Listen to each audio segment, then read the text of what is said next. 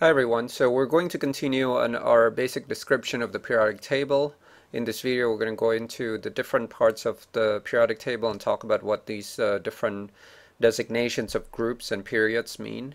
And in later videos we'll talk about nomenclature of simple inorganic and organic compounds. So in the previous video we talked about the idea that the history of the periodic table, which was how Mendeleev came to organize elements in this table based on the fact that he noticed that certain properties tend to have similar certain elements tend to have similar properties, chemical and physical both, and there's a periodic pattern, there's a repeat in terms of these properties.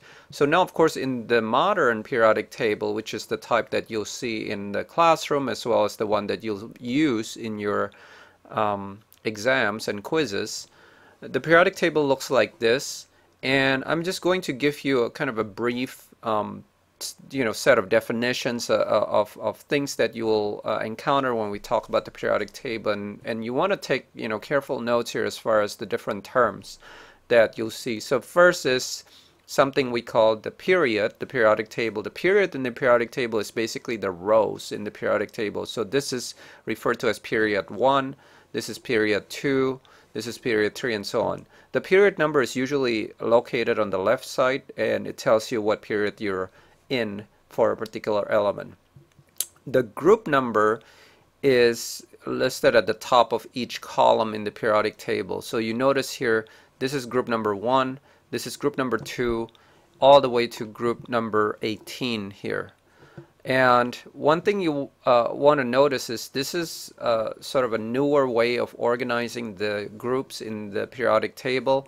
In the old days, we used to differentiate between Group A and Group B. Group A's are these two groups right here, and then all of these from here to here. So this would be called Group 1A, Group 2A, Group 3A, 4A, 5A, 6A, 7A, and 8A. So you notice that the numbers, you can see from the numbers that this is 1, 2, and then 13, 14, 15. That's basically 3A, 4A, 5A, and so on. And then the groups in the middle, which is 3 to 12 in the new system, used to be called Group 1B to 10B. Okay, so that's the 10 different groups in the middle. Now, I mentioned earlier in the discussion about ions and ionic compounds on this slide that you can tell that cations generally come from metallic elements, and then you can also determine the charges of these ions, and then the anions come from the nonmetals, which is the right side of the periodic table. Now that we're discussing the periodic table, we can actually talk about this again more clearly. So what do I mean by metals? So the metals are all of these part of the periodic table that's colored grayish here. Okay, so you can actually see it on this legend that the metals are these colors. The nonmetals are the brown colors. So all of you can see that they're all on the right side of the periodic table, with the only exception being hydrogen. Hydrogen is grouped as group number 1, but it actually is non-metal. It has non-metallic properties. Something called the semi-metals, or a lot in the older terminology is called metalloids, are all of these elements right here, which is colored in a little bit of a light brown color. These elements basically have properties that is a mixture between the metal and the non-metal. So some of them have properties of metals, but only under certain temperatures, and so on. So these are things that you might want to just memorize, or in the periodic table make sure you kind of know where they are at, because that's the dividing line, as you can see, between the metals and the non-metals. So the metals, they form cations. So all of these guys can form cations, and all of these guys they can form anions. It's just dependent on what kind of charge they have. So a very simple rule is to use the following rule, which I'm gonna explain in the next slide. So if you look at this periodic table here, this is kind of a condensed version of the periodic table we saw in the previous slide.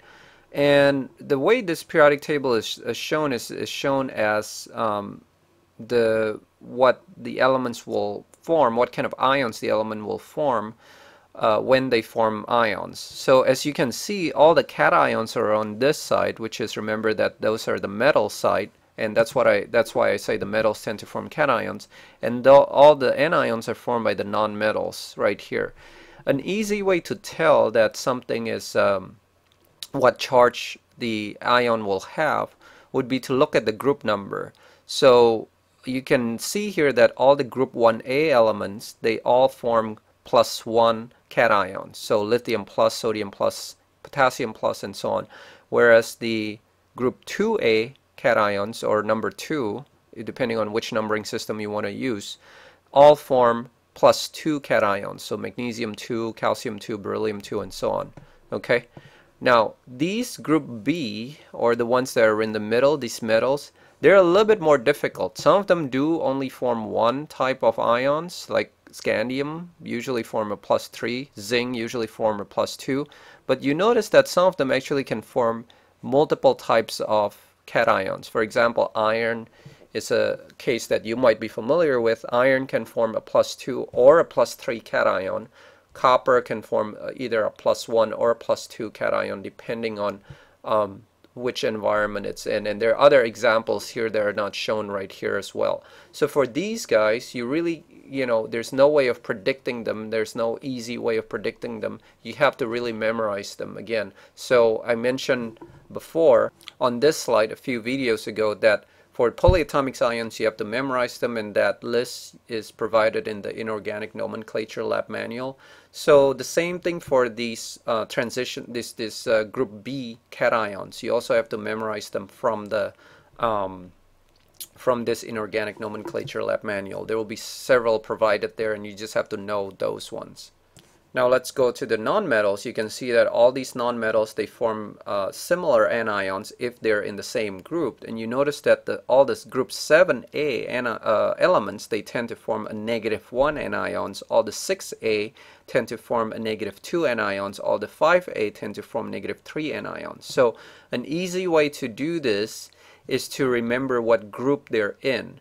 And you notice that the difference between this charge and 8 is always just the group number minus 8. So if you think about these group 7A elements, and you want to know, well, what kind of anion are they going to form, just take the group number and subtract 8 from it, and you get that charge. So 7 minus 8 is -1. So that tells you that all of these guys would form a -1 ion. 6 minus 8 is -2, so that tells you that all of these would form -2 anion, and so on. Okay, so these are just kind of, a bit simplification, helps you memorize what kind of ions the elements might form. Now H is unique because hydrogen can actually form a cation and an anion both, although it depends on what it's combined with. So if hydrogen is combined with a metal, then it forms what we call a hydride, which is an H- ion. But a lot of times you'll see hydrogen combined with a nonmetal, in which case hydrogen will actually have a charge of +1. Okay, so hydrogen is very much dependent on what it is it's combined with. It could combine with metal, it could combine with nonmetals, and it could have either a +1 or -1 charge, depending on what it's combined with. I just want to again go back to that idea that the metals are listed here and then the nonmetals are listed here, right? So I mentioned earlier that the older way of listing these names is to use these A and B groups. So the A groups are what we refer to as the main group, or a lot of times called the representative elements. And then the B groups, which remember, are the metals that are in the middle, and there's 10 of them. If you count 1, 2, 3, 4, 5, 6, 7, 8, 9, 10 groups, those are usually referred to as transition metals. So when I use these terms, either main group elements or transition metals or transition elements, you want to know which part of the periodic table I'm referring to. The last thing I want to point out before ending this video is that there's actually a series of 14 elements here that follows these two elements right here. This element La the name is lanthanum, and this element Ac, the name is actinium. And there's actually the lanthanum, the next element after lanthanum is not HF or hafnium, but it's actually Ce, which is cerium. So lanthanum and then cerium and then so on until all the way here. And then actinium is the same, actinium and then thorium and blah, blah, blah, until it goes back to RF. So the reason they're usually not written there is just space reason. It's just you can't condense all of these 14 into here. And in fact, as we'll learn later on in the future chapter, these elements actually have different properties than the rest of the transition metal because their electrons are located in a different location, which is called the orbital. It's a different orbital than what these electrons are. So they have slightly different properties. And as a result, they're grouped in their own group here, or in the they're still in this period, but they have slightly different location. So these elements are usually called the lanthanides and the actinides. The reason they're called that is because they follow lanthanum and actinium, and that's why they have those names. But you have to realize that they're actually located in this period as well. It's just that they're the way they're represented in the periodic table is usually they're represented as their own row here at the bottom. Okay.